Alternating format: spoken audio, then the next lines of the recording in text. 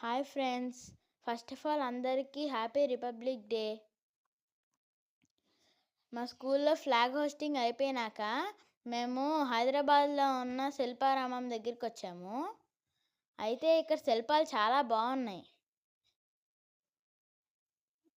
పైగా చాలా రియలిస్టిక్గా ఉన్నాయి. మీరు కుదిరితే తప్పకుండా విజిట్ చేయండి.